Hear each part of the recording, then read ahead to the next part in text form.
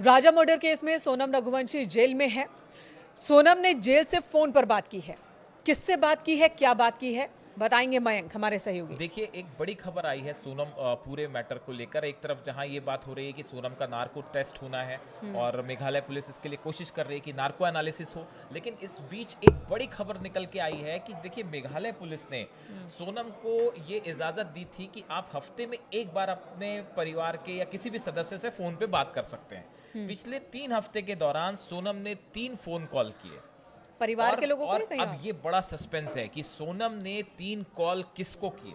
क्या वो कॉल अपने भाई गोविंद को किए हैं, क्या वो कॉल अपने माता पिता को किए हैं, या वो कॉल किसी और को किए, और इस दौरान क्या बात हुई, ये एक बड़ा चर्चा का मुद्दा बना हुआ है। और सोनम को लेकर अब जो उनके पति थे राजा रघुवंशी, उनके परिवार वालों का कहना ऐसा है कि इस पूरे मर्डर केस में सोनम अब भी कुछ छुपाने की कोशिश कर रही है, और जब तक उसका नार्को एनालिसिस नहीं होगा, सच सामने नहीं आएगा।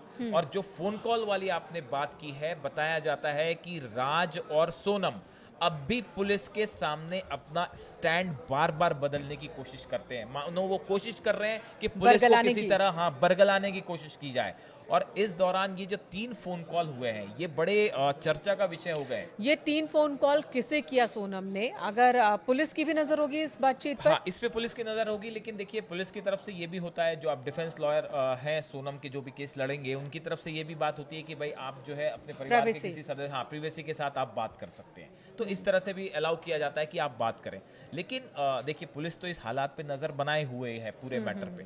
लेकिन अब सोनम ने किससे बात की? देखिए, इस पूरे मैटर में जो सोनम के परिवार वाले हैं, वो भी सवालों के घेरे में हैं। कोई एक कड़ी जो अभी भी मिसिंग है बिल्कुल मयंक। बिल्कुल कड़ी मिसिंग है। सिर्फ कड़ी मिसिंग नहीं है, अभी तो लगता है कि मोटिव के लेके ही सवाल है। मेघालय पुलिस के लिए भी बड़ी हैरानी की बात है कि एक लड़की की शादी हुई और शादी के 4 दिन भी नहीं हुए और उसका अपने पति के खिलाफ इतना आक्रोश हो गया, गुस्सा हो गया कि वो उसका कत्ल कर दे। नहीं, उसको मोटिव तो पहले पुलिस ने क्लियर किया था, राज के साथ संबंध क्या, अब उसमें डाउट की वजह क्या है? लेकिन मेघालय के डीजीपी ये कह रहे हैं कि अभी फौरी तौर पर ये तो लव ट्रायंगल का मामला लगता है, लेकिन हम कई और एंगल से भी इस बात की जांच कर रहे हैं, क्या इसके पीछे कोई और मोटिव भी हो सकता है। देखिए, इस पूरे मामले में जो गोविंद है, जो सोनम के भाई हैं, उन्होंने ये कहा है कि मैं सोनम ने अगर कत्ल किया है तो मैं उसके खिलाफ हूं, मैं चाहता हूं उसके खिलाफ उसको सख्त कार्रवाई। मयंक, शुरू से हम इस केस को देख रहे हैं, जब से ये बात सामने आई, जब दोनों मिसिंग थे, दोनों के परिवार वाले उन्हें तलाश रहे थे, तब भी बहुत चर्चा हमने की थी कि क्या क्या हो सकता है। तब आपने बातचीत में ये भी कहा था कि मुमकिन है कि सोनम ही इस वारदात को, सोनम ने अंजाम दिया हो। सोशल मीडिया पर भी ये चर्चा चल रही थी। तब मैं मानने को तैयार नहीं थी आपकी बात, लेकिन बाद में पुलिस की जांच में यही थ्योरी सामने आ गई।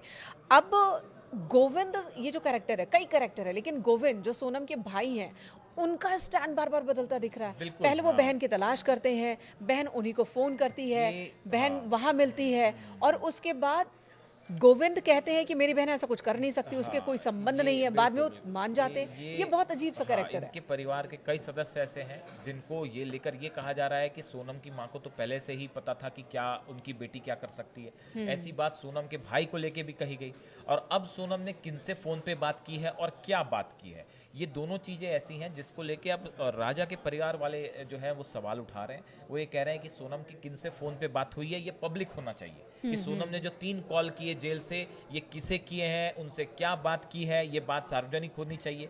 दूसरा, जो नार्को एनालिसिस है, उसको लेके बताया जा रहा है कि राजा के भाई जो है जल्दी शिलोंग जाने वाले हैं, जो हमने बताया था हाल ही में कि वो शिलोंग जाएंगे और वहां पे हाई कोर्ट में एक याचिका दायर की जाएगी कि सोनम का नार्को एनालिसिस होना चाहिए। लेकिन नार्को एनालिसिस होने से नार्को एनालिसिस ना सिर्फ सोनम का हो, राज का तो होना ही चाहिए, बाकी जो हत्यारे हैं जिन पे आरोप है हत्या के, उनका भी होना चाहिए। लेकिन साथ में इस तरह की भी मांग उठ रही है कि सोनम के बाकी परिवार वाले जो हैं, उनसे या भी तो इनसे पूछताछ। पूछताछ हो सकती से, या इनका भी लाई डिटेक्टर टेस्ट होना चाहिए कि हकीकत क्या है वो सामने आ पाए।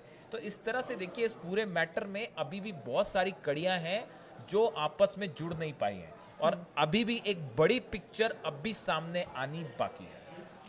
तो इस पर हमारी नज़र बनी हुई है कि सोनम के मामले में, राजा रघुवंशी मर्डर केस के मामले में जांच कैसे आगे बढ़ रही है। शुरुआती जांच तो बहुत तेज़ी से आगे बढ़ी, लेकिन अब जो कड़ियों को जोड़ रही है शिलोंग की पुलिस, और उनको अपने केस को और मजबूत करने के लिए कुछ और तथ्यों की, साक्ष्यों की ज़रूरत है, उसे लेकर ये मामला धीरे धीरे आगे बढ़ता हुआ दिख रहा है और कई सारी पेचीदगियाँ भी अब नज़र आ रही है इस केस में। धन्यवाद मयंक, इस वक्त पूरी बातचीत के लिए।